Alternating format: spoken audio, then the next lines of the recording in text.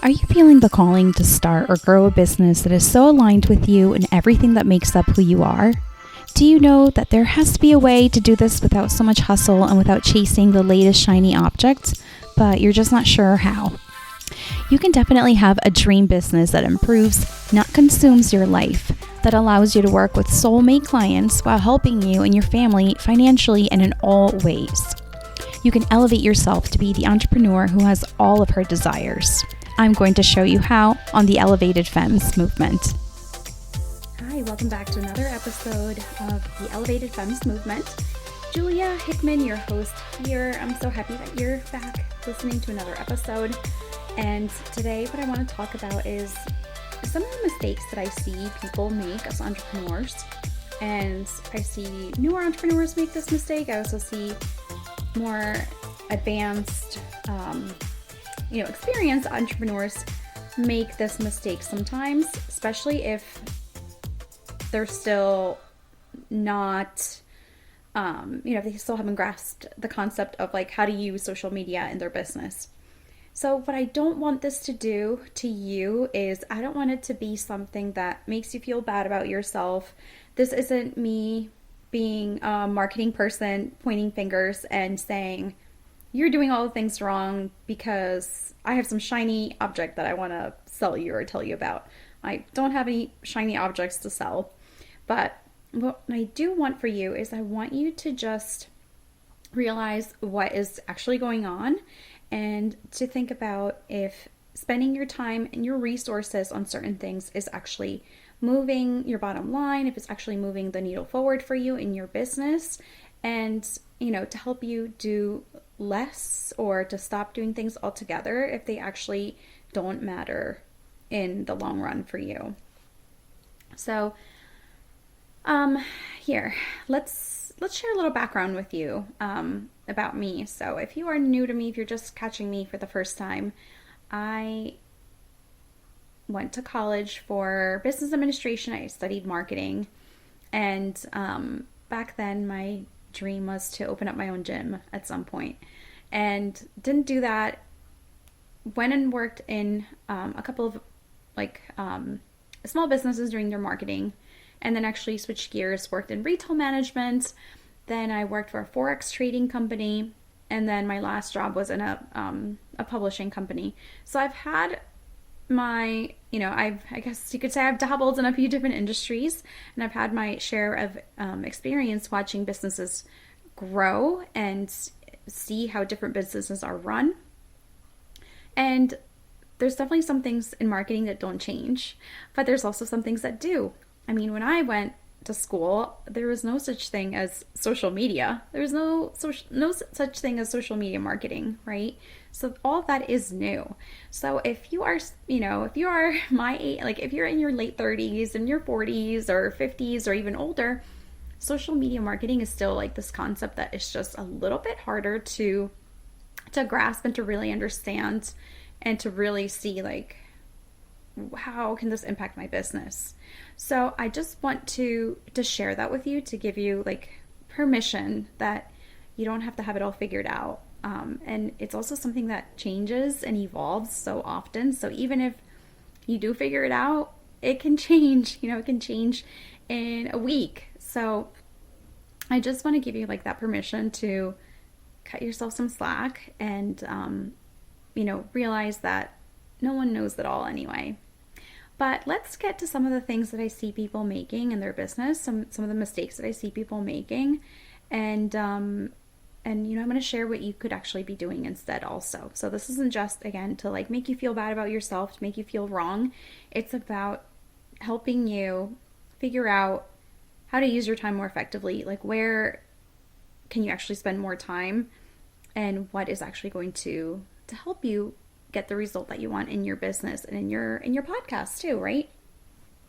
So one thing I see a lot of times is that people look at the gurus in the online space and they think, well, how can I be doing that in my business?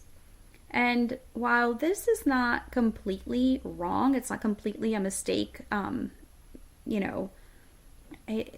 obviously, like, you don't want to reinvent the wheel, right? Like, you want to take tried and tested methods and apply them to your business. But what I mean here is when we think that we have to be like copycats of our coach, for example, or maybe like somebody else in our industry. So, for example, if like, I don't know, Amy Porterfield, I don't know, right? Like, she's somebody that comes to mind who's like in the marketing space. So if I went and I looked at her Instagram, for example, if I went and looked at her Instagram, I don't even know what her Instagram looks like. I actually don't follow her. But let's just pretend. Let's just pretend that she does a ton of reels and TikToks and, a ton of video. I'm sure she probably does. But let's just say that I looked at her account and I said, well, she puts out 3 TikToks a day and 3 reels a day and 5 stories a day. And she does this kind of post every day. So I'm going to do exactly what she's doing. So I take my time, I look at her account, I dissect everything that she's doing, and then I go down the rabbit hole of like figuring out, okay, well, how do I record my reels and my TikToks and my stories, and then how do I like, what are the the filters and the overlays and the fonts, like what should I be using, what's the music that I should be using? Like, that's exhausting just even saying that. So how much time can I possibly waste, going through and trying to figure out all this stuff? And then maybe I start buying a course on this and a course on that. And then I'm, a couple $1,000s that I've spent on stuff that is actually going to help me, right? So that's something that I see people do. And then what I want you to take away from that is, again, I'll go back and I'll say that it's not incorrect to look at somebody and especially if it's like a coach that you're working with, because if you have access to that coach, then you can learn like the behind the scenes of the strategies that they're using and the tactics that they're using. You can ask them, right? I mean, hopefully the coach gives you an answer and you can figure out, okay, why is it that they're doing that? Like, what's the purpose of that? What's the strategy behind that? But if you're just looking at somebody that you are just following and you don't really understand, like you're just sort of seeing the tip of the iceberg, it's really hard to know why they're doing something and how everything is connected behind the scenes in their business.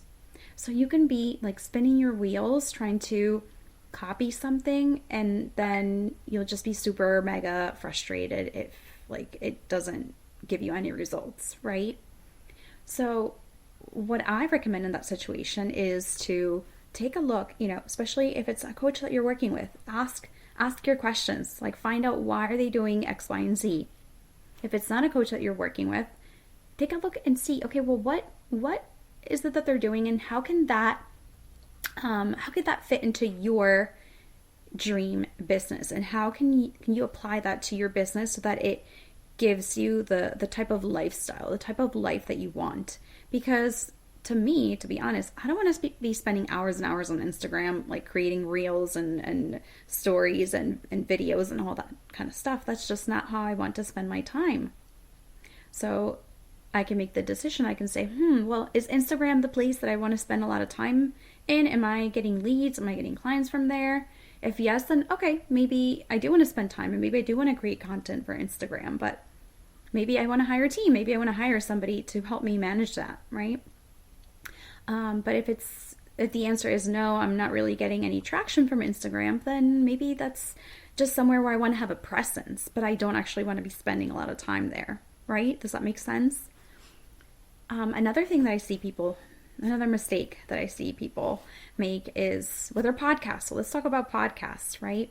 And maybe you don't have a podcast yet, but I think that you can learn from this, and this can help you when you do have your podcast. This can help you, rethink how you want to do things. But again, let's use the example of, the guru. So let's say again that I'm like, okay, what is Amy Porterfield doing on our podcast? And I take a look and I see that she has, tons of interviews, that she does like 3 interviews a month or whatever. And I'm just making this up again.